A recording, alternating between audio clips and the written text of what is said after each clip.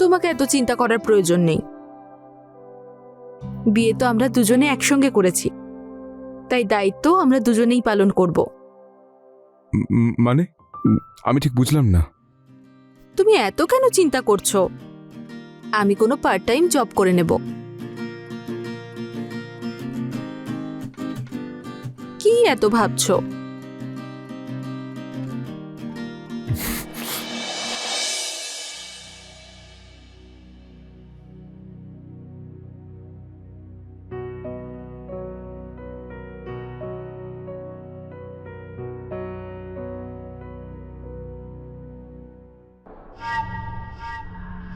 দীপা, কি আর কি হচ্ছে? রোহন, কি হয়েছে তোমার? আমাদের সবে বিয়ে হয়েছে, আর তুমি কিনা সবসময় এই হিসেব নিকেশ নিয়ে পড়ে আছো। যদি এসবই করতে হয় তাহলে আমাকে বিয়ে করলে কেন? দেখো দীপা, সকাল সকাল মাথা খারাপ করো না তো। বিয়ের আগে তুমি তো এরকম ছিলে না। এখন আমরা আর গার্লফ্রেন্ড বয়ফ্রেন্ড নই। আরে বাড়ির দায়িত্ব রয়েছে আমার ওপর, সব চালাতে হচ্ছে আমাকে। আমি সেটা কোথায় অস্বীকার করছি। বিয়ের পরে সবার জীবনে একটু আধটু টেনশন তো থাকেই, কিন্তু তার মানে তো এটা নয় যে আমরা রোমান্স করা ছেড়ে দেব। দীপা, তুমি কথাটা ঠিকই বলছো, কিন্তু তুমি তো সবটাই জানো যে আমাদের বিয়ের পর আমাদের বাবা মারা কেমন করে মুখ ফিরিয়ে নিয়েছিল। তারপর তো সব দায়িত্ব তো আমার উপর এসে গেল। তোমাকে এত চিন্তা করার প্রয়োজন নেই। বিয়ে তো আমরা দুজনে একসঙ্গে করেছি, তাই দায়িত্ব আমরা দুজনেই পালন করব। মানে আমি ঠিক বুঝলাম না। তুমি এত কেন চিন্তা করছো? আমি কোনো পার্ট টাইম জব করে নেব। কি এত ভাবছো?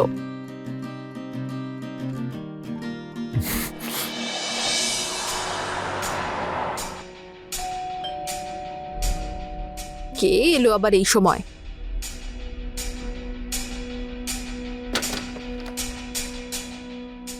মহেশ, তুমি? কেন আমি এখানে আসতে পারি না? এখন কি এভাবে বাইরেই দাঁড় করিয়ে রাখবে? সরি, ভিতরে এসো। তুমি বসো, আমি তোমার জন্য জল নিয়ে আসছি। হুম।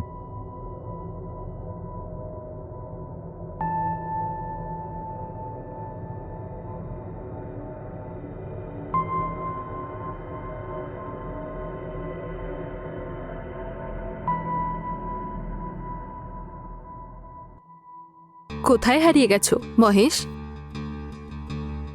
আমি জানি এটা। তুমি এটাই ভাবছো তো যে আমি এই ছোট্ট বাড়িটায় কি করে থাকছি। তুমি তো জানোই মহেশ, আমি লাভ ম্যারেজ করেছি, আর আমাদের বাড়ির লোকেরা আমাদের মেনে নেয়নি। যাক, এসব ছাড়ো। তুমি বলো, তুমি এখানকার খোঁজ পেলে কি করে? তুমি তো ইউএসএতে ছিলে না? আমি তোমার বন্ধু, তোমার সব খবর রাখি। আমি কালকেই ইউএস থেকে এসেছি, তোমার ব্যাপারে জানতে পারলাম, আর দেখো আজ দেখা করতে চলে এলাম। সরি, আসলে আমি তোমার হাজবেন্ডের বিষয়ে জিজ্ঞেস করতে ভুলেই গেছি। কোথায় সে? ডাকো তাকে, একটু কথা বলি। ও তো এখন অফিসে আছে, কিছুক্ষণের মধ্যেই চলে আসবে। তাহলে ঠিক আছে, আমি এখন আসি। আরে, এভাবে কেউ চলে যায় নাকি? ও কিছুক্ষণেই চলে আসবে, ওর সঙ্গে দেখা করে যাও। আর ডিনারটা আমরা একসঙ্গে করি। না না, ডিনার না, ডিনার অন্য সময় করব। হুম। কিন্তু কবে? আর তোমার হাজবেন্ড ফ্রি কবে থাকে, মানে ছুটি কবে থাকে ওর? সানডে। তাহলে সানডে সন্ধে 6টার সময় আসছি। সত্যি? একদম। এখন যাচ্ছি, হ্যাঁ।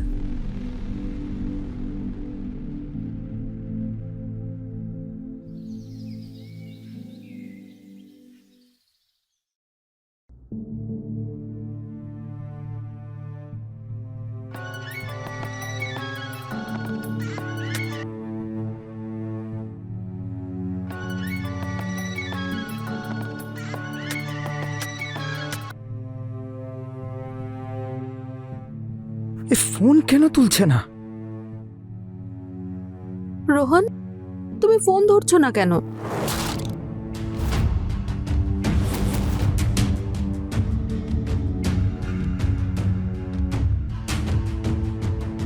রোহন, আমি তোমার সঙ্গে কথা বলছি।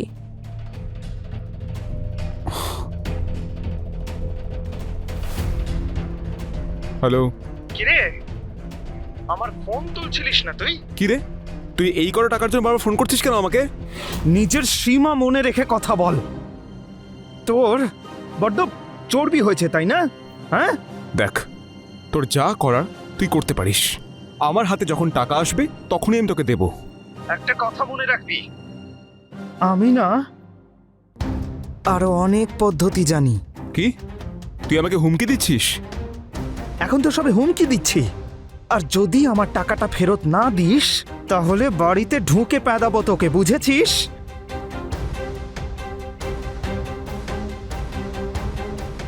দাঁড়া, মনে হচ্ছে তোর সঙ্গে দেখা করার সময় চলে এসেছে।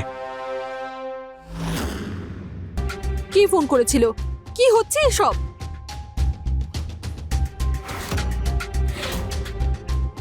আসলে আমি কিছু টাকা ধার নিয়েছিলাম। ধার? কত টাকা নিয়েছিলে? 50,000।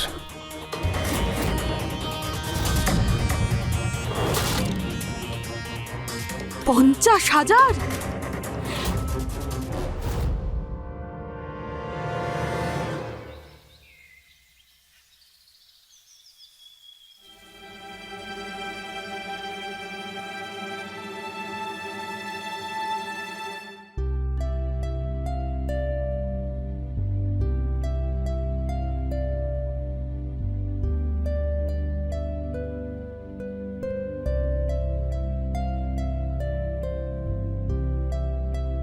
তুমি তো একদম আনরোম্যান্টিক হয়ে গেছো।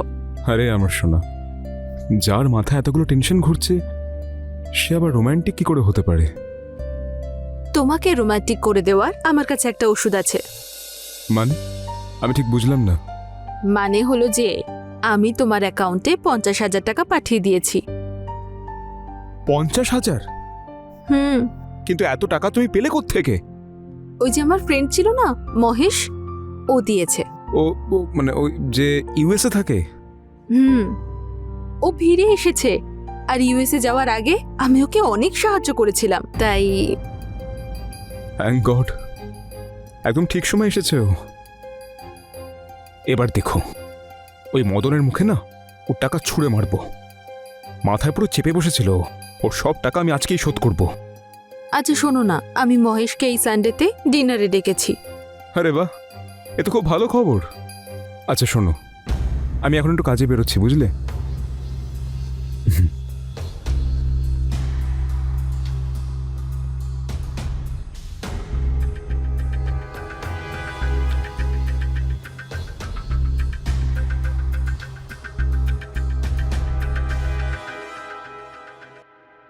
হ্যাঁ হ্যাঁ, আমি বাড়ি থেকে বেরিয়ে পড়েছি, আর কিছুক্ষণে ঢুকছি। এই, তুই এখানে কেন এসেছিস? হ্যাঁ, এটা তো খুবই স্বাভাবিক যে তোকে দেখার জন্য তো আমি আসিনি এখানে। আর তোর বাজে বকা বন্ধ কর, আর আমার টাকা নিয়ে আয়, আর আমাকে এক্ষুনি ফেরত দে। আরে 10,000 টাকার জন্য তুই এখানে চলে এলি? শোন, তুই তোর টাকা দুদিনেই পেয়ে যাবি, আমায় খালি 2 দিন সময় দে। কাল ক্রিকেট ম্যাচ রয়েছে, আমি টাকা লাগিয়েছি। আমি ম্যাচ জিতলেই তুই তোর টাকা পেয়ে যাবি। বাবারে বাবা, কি ডায়লগ মারিস তুই! হ্যাঁ, কোথা থেকে শিখেছিস? না, তোকে তো অ্যাওয়ার্ড দেওয়া উচিত ডায়লগ বলার জন্য। একটা কথা বল, যদি তুই হেরে যাস তাহলে? এই অশুভ কথা বলা বন্ধ কর। আমি পুরো 50,000 টাকা লাগিয়েছি, আর যদি জিতে যাই তাহলে কোটিপতি হয়ে যাব আমি। আর তোর এই 10,000 টাকা তোর মুখে ছুঁড়ে মারবো। হ্যাঁ, চল এখন ফোট এখান থেকে, আর কোনোদিন এখানে আসবি না। আর শোন, তোর এই টাকাগুলো দিতে নিজে যাব। এখন বেরো এখান থেকে। দেখ, ভালোই ভালোই না, আমার টাকাটা যেন পৌঁছে যায়। হ্যাঁ, মনে রাখিস, আমাকে যেন আর আসতে না হয়। চ বেরো। মনে থাকে যেন।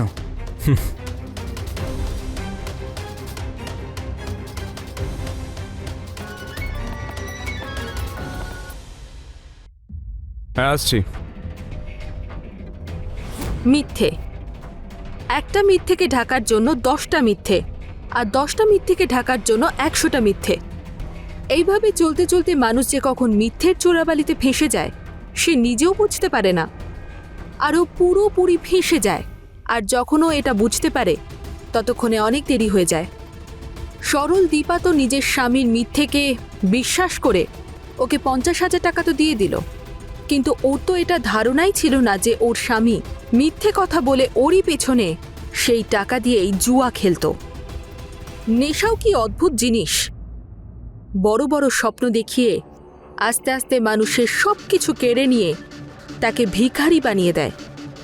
কিন্তু তারপরেও মানুষ শিখতে পারে না, তারা ভুলের পর ভুল করতেই থাকে যতক্ষণ ওদের কাছে আফসোস করা ছাড়া আর কোনো উপায়ই থাকে না। একটা নেশাই মানুষের সব বুদ্ধির বিনাশ করে দিতে পারে। তারা তাদের বিবেক হারিয়ে ফেলে, আর সত্যি আর মিথ্যের মধ্যে পার্থক্য বোঝার ক্ষমতাও তারা হারিয়ে ফেলে। আর জুয়া খেলার এই নেশাই না জানে দীপা আর রোহনের জীবনে কি নতুন সমস্যা আনছে। চলুন দেখা যাক। মহেশ, তুমি আমার জন্য এত কিছু করলে, তোমার এই ঋণ পরিশোধ করব কি করে? দীপা, আমার যখন টাকার প্রয়োজন ছিল তখন তুমি আমায় সাহায্য করেছিলে, আর এখন আমার পালা। সিম্পল।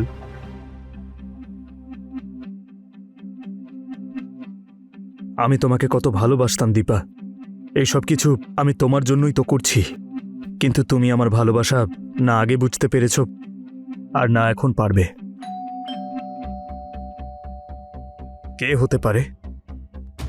রোহন নিশ্চয়ই।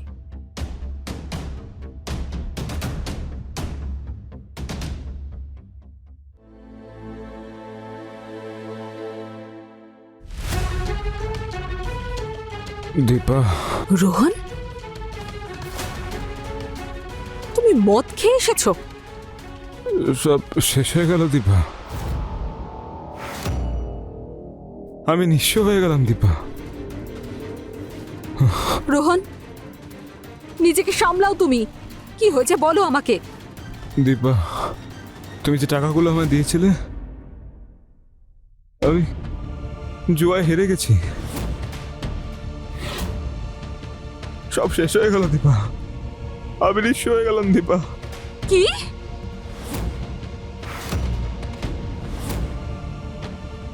দীপা, আমি অনেক বড় ভুল করে ফেলেছি, আমায় ক্ষমা করো। আমি তোমাকে টাকা ঋণ পরিশোধ করার জন্য দিয়েছিলাম, জুয়াতে হারার জন্য দিইনি। দীপা, আমাকে তুমি ক্ষমা করো। আমি অনেক বড় ভুল করে ফেলেছি দীপা। এসব আমি ইচ্ছে করে করিনি দীপা। ভুল তো আমি করেছি, তোমাকে বিয়ে করে। না দীপা, এমনটা বলো না। আমায় ক্ষমা করে দাও প্লিজ। তোমাকে বিয়ে করে আমার জীবনটা শেষ করে ফেললাম। দীপা, এমনটা বলো না। আমি ইচ্ছে করে এসব ভুল কাজ করিনি দীপা। আমায় ক্ষমা করে দাও দীপা। চলে যাও আমার চোখের সামনে থেকে। হয়ে গেছে দীপা।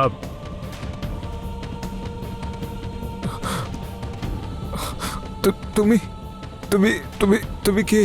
ও মহেশ, আজ রাতে এখানে ডিনার করতে এসেছিল, আর তুমি? চুপ করো না দীপা, হয়ে যায় ভুল। আর রইল টাকার কথা, সেটা আমি দেখে নেব, ঠিক আছে? থ্যাঙ্কস। তুমি আর কতদিন করবে মহেশ? ওহো দীপা, ওভার রিয়াক্ট কেন করছো? রোহনকে নিয়ে যাও, হাত মুখ ধোয়া ওর, বাকিটা আমার ওপর ছেড়ে দাও।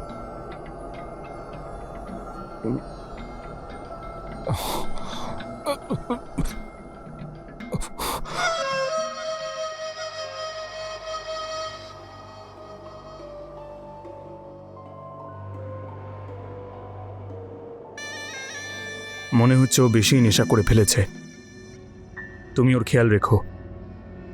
কোনো প্রয়োজন নেই, পড়ে থাকুক এখানে। যখন নেশা কাটবে তখন নিজে থেকেই সব করবে। ঠিক আছে দীপা, তাহলে আমি চললাম। আরে তুমি কোথায় যাচ্ছ? খাবারটা খেয়ে যাও। না, ছেড়ে দাও, অন্য কোনো দিন। তা আবার হয় নাকি? আমি তোমার জন্য খাবার নিয়ে আসছি। তুমি ফ্রেশ হয়ে নাও, আমি তোমার জন্য খাবার নিয়ে আসছি। ঠিক আছে।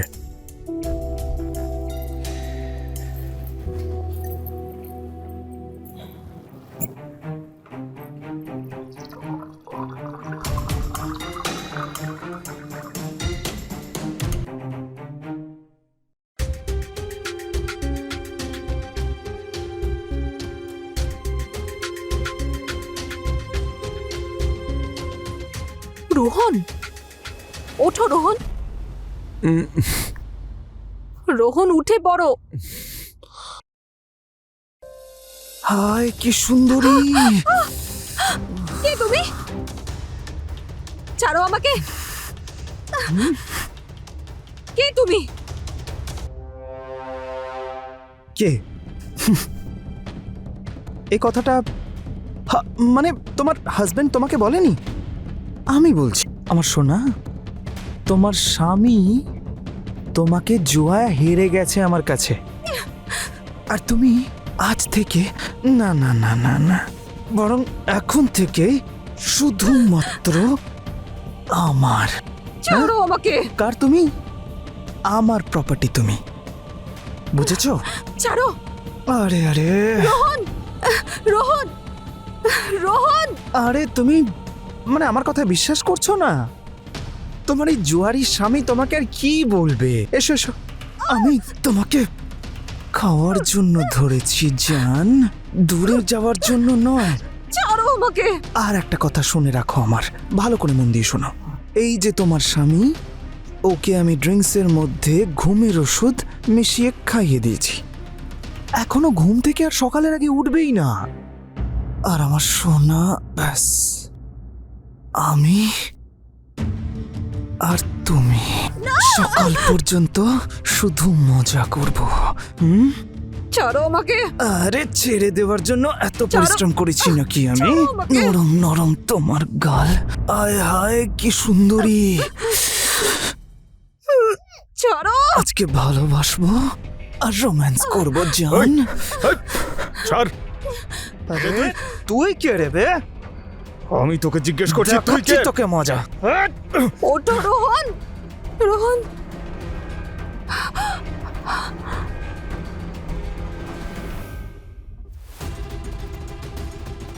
নিজেকে বড্ড বেশি বড় মনে করছিস?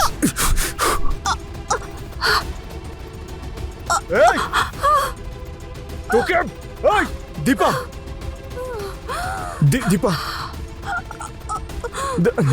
দীপা, দীপা, দীপা। নিজের স্বামীকে সাহায্য করার কি পরিণাম হলো দীপার? বেচারিকে নিজের প্রাণটাই হারাতে হলো। কিন্তু এতে দোষটা কার ছিল? দীপার, যে নিজের স্বামীকে সব দিক থেকে সাহায্য করেছে, ভালোবাসা দিয়ে, সবকিছু দিয়ে। আর তারপরেও ওকে এসব দেখতে হলো? নাকি রোহনের, যে নেশাগ্রস্ত অবস্থায় ওই ঘরের চেয়ারেই বসেছিল, যে জানতেই পারলো না যে ওর পিছনে কি ঘটে গেল? ভুল হলো সেই সমাজে ছড়িয়ে থাকা আবর্জনার, যা রোহন আর দীপাকে নিজের শিকার বানিয়ে নিল। রোহনকে মাধ্যম বানিয়ে আবার একটা সুন্দর হাসি খুশি পরিবারকে শেষ করে ফেলল। রোহনকে বিয়ে করার সময় দীপার দেখা সকল স্বপ্ন আজ ওর সঙ্গেই এই পৃথিবী ছেড়ে চলে গেল। তাহলে ভুল করলো আরেকজন আর শাস্তি পেল অন্যজন। এটাই হলো আমাদের সংসারের নিয়ম। মানুষের করা ভুলের শাস্তি তার পরিবারকেই পেতে হয়। এই আবর্জনাগুলোই আমাদের সমাজ থেকে ঝেড়ে ফেলা আমাদের লক্ষ্য। না হলে কে জানে, দীপা আর রোহনের মতো কত সুন্দর সংসার এর আগুনে ঝলসে শেষ হয়ে যাচ্ছে। কিন্তু এর কুপ্রভাব এখন অনেকের মনেই এমনভাবে চেপে বসেছে যে সম্পূর্ণভাবে মুছে ফেলা সম্ভব নয়। বড়লোক থেকে গরিব পর্যন্ত প্রত্যেকে আজ এর মধ্যে ফেঁসে রয়েছে। তাহলে এর থেকে বেরোনোর কি কোনো উপায় নেই? একটা ছোট্ট শুরু অনেক বড় পরিবর্তন ঘটাতে পারে। আমরাও একটা ছোট্ট শুরু করব, আর আস্তে আস্তে সমাজের এই আবর্জনা পরিষ্কার করব। আমি রানী এবার আপনাদের কাছ থেকে বিদায় নিচ্ছি। তাড়াতাড়ি দেখা হবে ক্রাইম চক্রের একটা নতুন এপিসোড আর একটা নতুন ঘটনার সঙ্গে। সতর্ক থাকুন আর সুরক্ষিত থাকুন। জয় হিন্দ।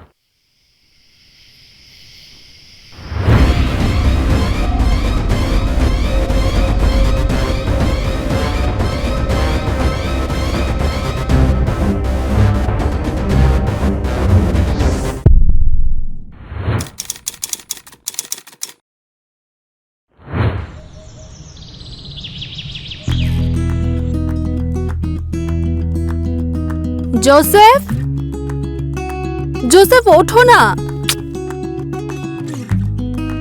আর কত ঘুমোবে, ওঠো না। কি হলো কি? আরে আজকে তো সানডে, আজ কোনো কাজ না, আজকে শুধু আমি ঘুমোতে চাই ব্যাস। কিন্তু আজ আমাদের অনেক কাজ আছে। এই বাড়িটা যে নিয়েছো, ইন্টেরিয়র করতে হবে তো। সেগুলো তুমি দেখে নাও, এই দায়িত্ব আমি তোমার ওপর দিয়ে দিয়েছি। আমি একা একা কিভাবে করব?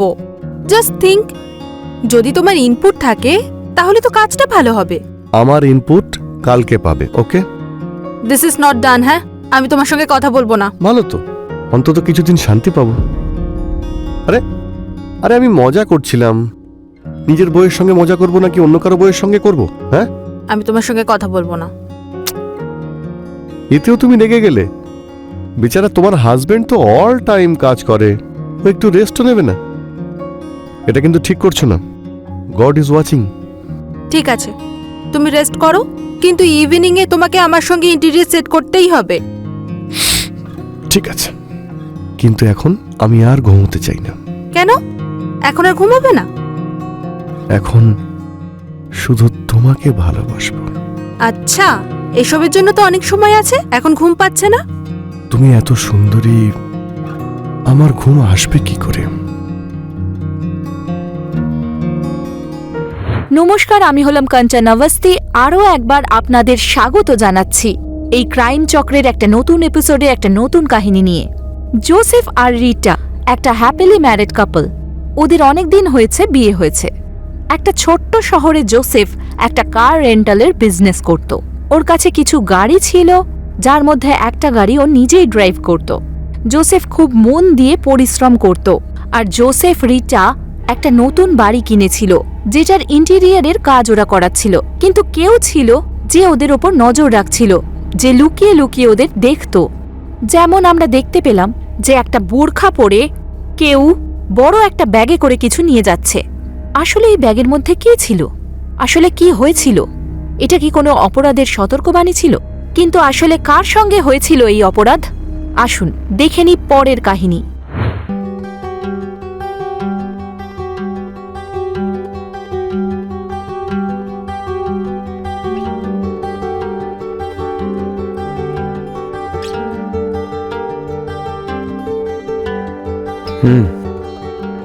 কি করছো আমার জান?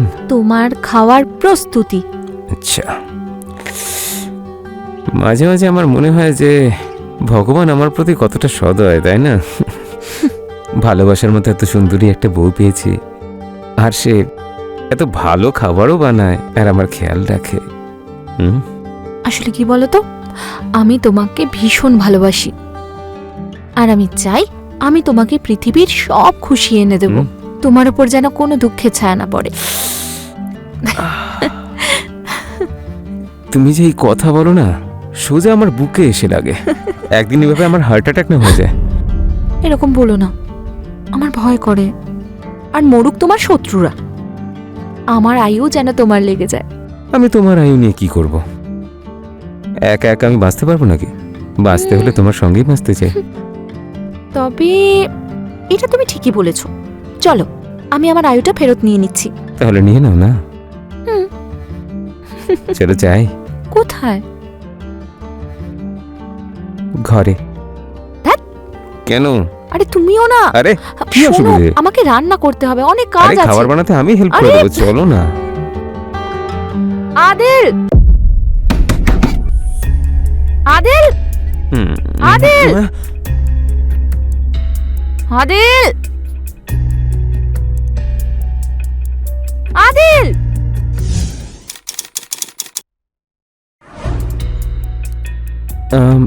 সরি মেম সাহেব, ওই একটু চোখ লেগে গেছিল, ঘুমিয়ে পড়েছিলাম। 10টা বেজে গেছে আদিল, আর এখনো তুমি ব্রেকফাস্টটাই বানাওনি। অফিসে যেতে আমার লেট হয়ে যাচ্ছে। তোমাকে এখানে কাজ করার জন্য রেখেছি, বিশ্রাম নেওয়ার জন্য নয়। মেম সাহেব শুধু 2 মিনিট দিন, আমি খাবার তৈরি করে দিচ্ছি। কোনো প্রয়োজন নেই তার। আমি বাইরে গিয়েই কিছু খেয়ে নেব, কিন্তু মনে রেখো দ্বিতীয়বার যেন একই জিনিস না ঘটে, নাহলে এই চাকরিটা না তোমার হাত থেকে চলে যাবে। আমার ভালো মানুষের বারবার সুযোগ নিতে চেষ্টা করো না। সরি মেম সাহেব।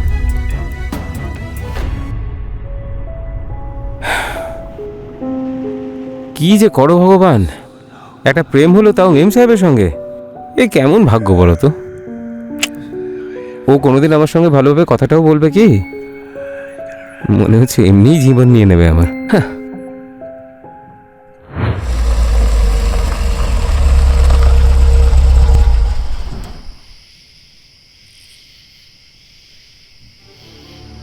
বলছি ম্যাডাম, হুম? ওই কালকে না আমার আসতে একটু লেট হবে, একটা দরকারি কাজ আছে। কোনো ব্যাপার না, আমি অন্য ক্যাব করে নেব। এমনিতেও কাল একটা আর্জেন্ট মিটিং আছে, আমায় তাড়াতাড়ি যেতে না হবে। না, তার কোনো প্রয়োজন নেই, আমি অন্য ড্রাইভারের ব্যবস্থা করে দেবো। Oh, so sweet of you, thank you.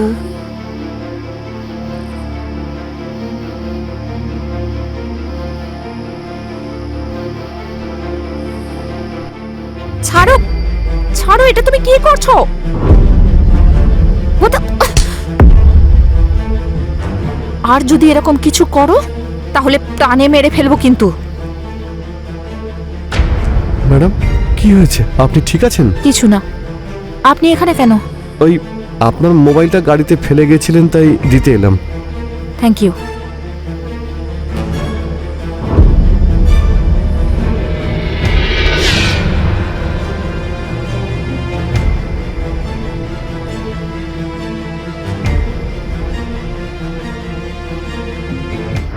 Mumtaz আধুনিক মানসিকতার মেয়ে ছিল, যে একটা বড় কোম্পানিতে ভালো একটা পজিশনে কাজ করত।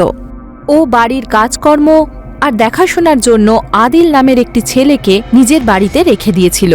মুমতাজ আদিলকে একজন কেয়ারটেকার হিসেবেই দেখত, কিন্তু আদিল মনে মনে মুমতাজকে খুব চাইত। ও মুমতাজকে বিয়ে করতে চেয়েছিল। জোসেফ মাঝে মাঝেই মুমতাজকে তার অফিস থেকে পিক আপ অ্যান্ড ড্রপ করতে যেত। মুমতাজ ওর রেগুলার ক্লায়েন্ট ছিল। একদিন মুমতাজ যখন নিজের ফোনটা গাড়িতে ফেলে এসেছিল, তখন জোসেফ ওকে মোবাইলটা ফিরিয়ে দিতে গেল, আর সে দেখল যে মুমতাজ আদিলের ওপর ভীষণ রেগে রয়েছে, আরও আদিলকে চড়ও মেরেছে। জোসেফ তার পরের দিনই মুমতাজকে এর কারণ জিজ্ঞেস করল। মুমতাজ তাকে বলে যে আদিল তাকে খারাপভাবে স্পর্শ করার চেষ্টা করেছে, আর তারপর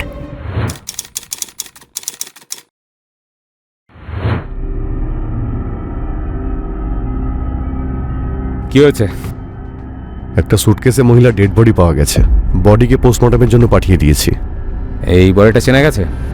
বডিটা মুমতাজ নামের একজন মহিলার, উনি একটা বড় কোম্পানিতে ম্যানেজারের জব করতেন। Murder weapon? স্যার, গলা টিপে খুন করা হয়েছে, তারপর ব্যাগে ভরে এখানে এনে ফেলা হয়েছে। আচ্ছা, বডির আশেপাশে কিছু পাওয়া গেছে? না স্যার, বডির পাশে একটা বোরখা পাওয়া গেছে, হতে পারে ওটা ওই মেয়েটারই। আর একটা কথা স্যার, মনে হচ্ছে বডিটা রাতেই ঠিকানা লাগানো হয়েছে। একটা কাজ করো, এই মেয়েটার ব্যাপারে খোঁজ নাও, আর আশেপাশে খোঁজ নাও কাউকে বড় ব্যাগ সহ দেখা গেছে নাকি। যদি এদিকে কোনো ক্যামেরা থাকে তো সিসিটিভি ফুটেজ বের করো ফার্স্ট। Yes sir. স্যার, ব্যাগটাকে দেখে মনে হচ্ছে যে টেনে হিঁচড়ে এই পর্যন্ত আনা হয়েছে। স্যার, এত দূর এত ভারী একটা ব্যাগ আনা সম্ভব না, তাই না?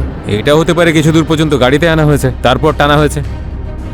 স্যার, একটা কাজ করো, এই মেয়েটার অফিসে যাওয়ার খোঁজ নাও যে কারোর সাথে এর কোনো ঝগড়া বা ঝামেলা ছিল কিনা। এর রিজন মার্ডার হতে পারে। Yes sir.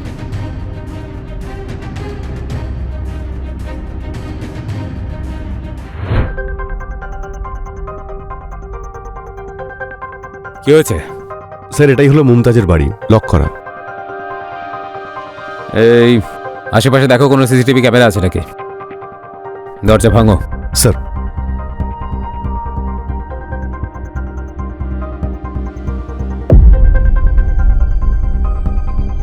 পুরো বাড়িটা তল্লাশি নাও, যদি খুন এখানে হয়ে থাকে তাহলে কিছু না কিছু সূত্র তো অবশ্যই পাওয়া যাবে। Okay sir.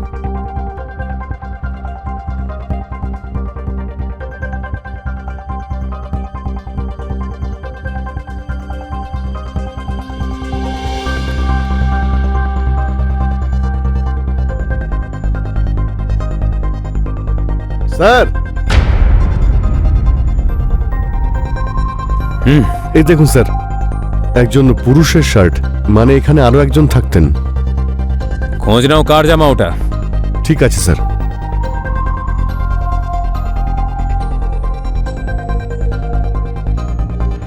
মুমতাজের জীবনে সবকিছু নর্মালি চলছিল, কিন্তু হঠাৎ করে পুলিশ ওর লাশ একটা নির্জন রাস্তার ধারে একটা ব্যাগের মধ্যে পায়।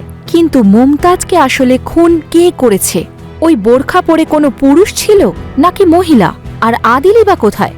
আদিলের গায়ে মুমতাজের হাত তোলা আর তার ঠিক পরেই মুমতাজের লাশ এইভাবে রাস্তার ধার থেকে পাওয়া, এটা কি শুধুই একটা কাকতালীয় ঘটনা? যদি তাই হয় তাহলে আদিল হঠাৎ করে কোথায় অদৃশ্য হয়ে গেল? তবে আদিলই কি মুমতাজকে খুন করেছে? পুলিশ মুমতাজের অফিসে খোঁজ খবর নেয়। সেখান থেকে জানতে পারে যে অফিসের লোকেরা মুমতাজের ব্যক্তিগত জীবন সম্পর্কে কিছুই জানে না। মুমতাজ বেশিরভাগই একা থাকতে পছন্দ করত আর কারোর সঙ্গে বেশি কথাও বলতো না।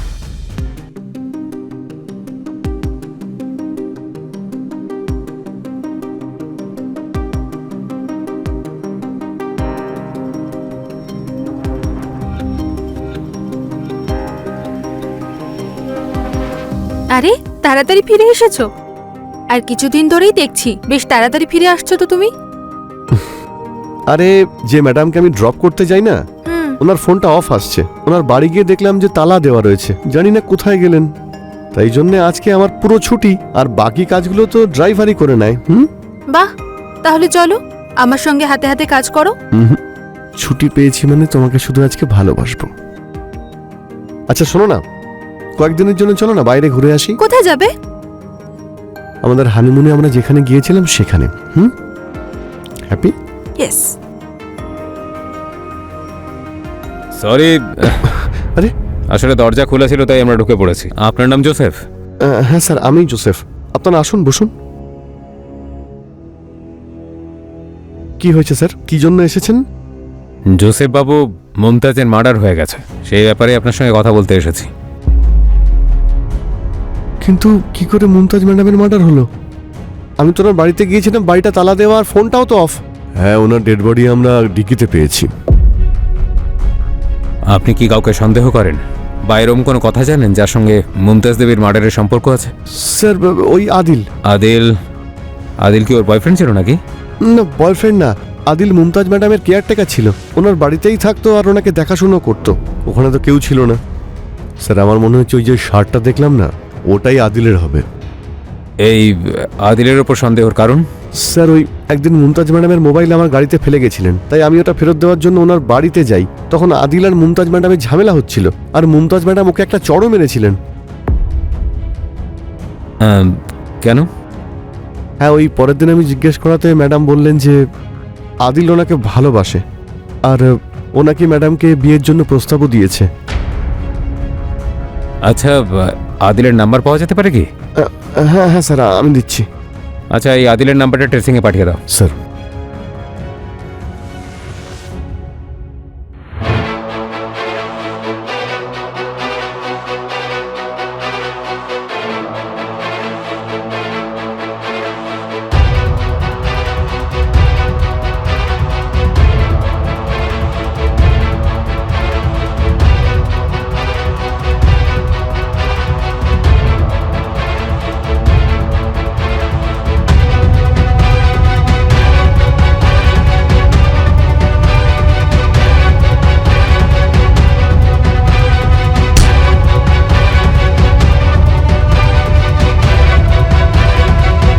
জোসেফকে জিজ্ঞাসাবাদ করার পরে পুলিশ এটা জানতে পারে যে আদিল মুমতাজের সঙ্গে জোর জবরদস্তি করতে চেষ্টা করছিল, বা এটাও বলা যায় যে খারাপভাবে স্পর্শ করার চেষ্টা করছিল, যে কারণে মুমতাজ আর আদিলের মধ্যে ঝগড়া হয়েছিল। আর হয়তো আদিলই বদলা নেওয়ার জন্য মুমতাজকে মৃত্যুর মুখে ঠেলে দেয়। পুলিশ আদিলের মোবাইলটা ট্রেস করতে থাকে। প্রথমে সেটা আউট অফ নেটওয়ার্ক ছিল, কিন্তু হঠাৎ করে মুমতাজের বাড়ির কাছেই ওর লোকেশন ডিটেক্ট করা যায়। পুলিশ তার নিজের টিম নিয়ে একটা ফাঁদ পাতে আর আদিলকে ধরেও ফেলে। বল, কেন মেরেছিস মুমতাজকে? স্যার কি বলছেন স্যার এসব? আমি মারিনি মুমতাজকে, আমি তো একই কথা বারবার বহুবার বলে যাচ্ছি, কিন্তু তাও আপনি একই কথা জিজ্ঞেস করে যাচ্ছেন। কারণ তুই ওকে ভালোবাসতিস, তোর নোংরা নজর ওর উপরে ছিল, আর তুই ওকে খারাপভাবে টাচ করার চেষ্টা করেছিলি, তাই ওর কাছে থাপ্পড়ও খেয়েছিস তুই, যাতে তোর ইগো হার্ট হয়েছে, আর তুই প্রতিশোধ নেওয়ার জন্য ওকে মৃত্যুর মুখে ঠেলে দিয়েছিস আর পালিয়ে গেছিস। হ্যাঁ? না স্যার, স্যার দেখুন, আপনি যেটা বলছেন আমি মানছি, সেটা সত্যি, আমি না বলছি না, কিন্তু স্যার আমাকে বিশ্বাস করুন, আমি মারিনি। স্যার আমি আমার গ্রামে গেছিলাম, আমি ফিরে এসে দেখি আপনারা বাইরে দাঁড়িয়ে আছেন। আমি পাশের বাড়ির আন্টিকে জিজ্ঞেস করে জানলাম যে মেম সাহেবের মার্ডার হয়ে গেছে। স্যার আমি ভেবেছিলাম আপনারা আমাকেই ধরবেন, তাই আমি পালাচ্ছিলাম স্যার। স্যার আমাকে বিশ্বাস করুন স্যার, আমি মারিনি। স্যার এই সিসিটিভি ফুটেজটা পাওয়া গেছে।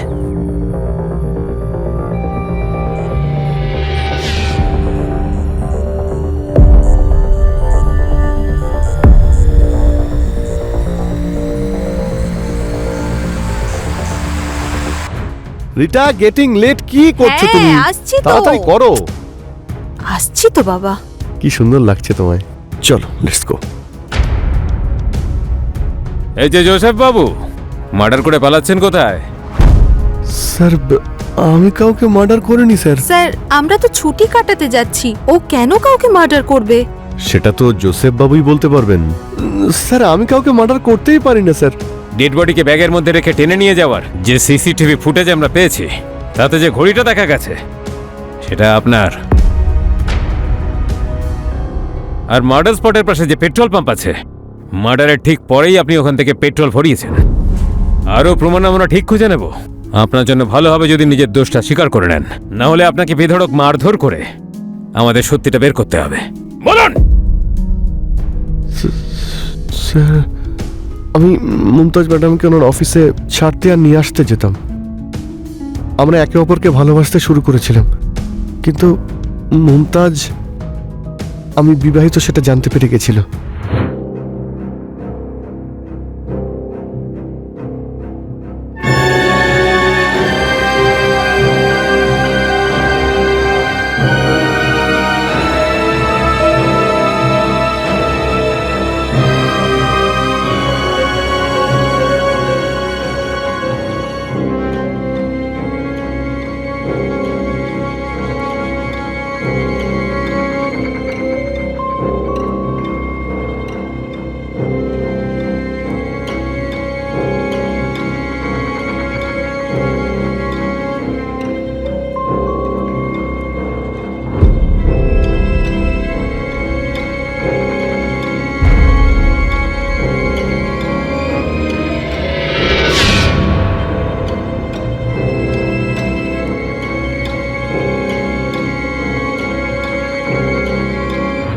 ঠকবাজ!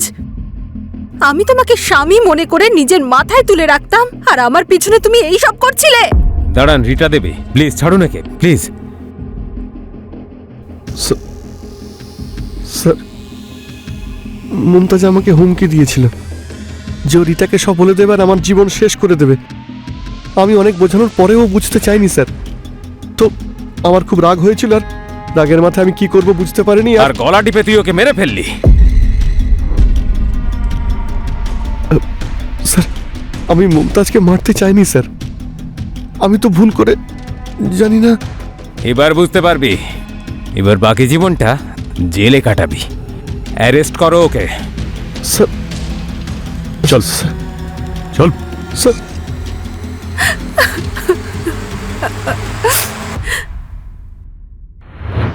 জোসেফ আর মুমতাজ একে অপরকে ভালোবেসে ফেলেছিল। মুমতাজের এই কথাটা একেবারেই জানা ছিল না যে জোসেফ অলরেডি বিবাহিত। একদিন যখন মুমতাজ জোসেফের পিছু নেয় আর তার বাড়িতে লুকিয়ে ঢুকে পড়ে, তখনও জোসেফকে একটা মহিলার সঙ্গে রোম্যান্স করতে দেখে। পরে জিজ্ঞেস করলে মুমতাজ জানতে পারে যে ওটা জোসেফের স্ত্রী রিটা ছিল। মুমতাজের তো পুরো পৃথিবীটাই ওলটপালট হয়ে গিয়েছিল। মুমতাজ জোসেফের পর্দা ফাঁস করবে ঠিক করে নিয়েছিল, কিন্তু জোসেফ রাগের বশে মুমতাজকেই এই পৃথিবী থেকে সরিয়ে দেয় আর মানুষের নজর এড়ানোর জন্য বোরখার সাহায্য নিয়ে লাশটাকে সরিয়ে ফেলে। অপরাধ যতই চালাকির সাথে করা হোক না কেন, আইনের হাত থেকে বাঁচতে পারবে না। এমন আরও কাহিনী দেখার জন্য আমাদের সঙ্গে থাকুন। আবার দেখা হবে। জয় হিন্দ।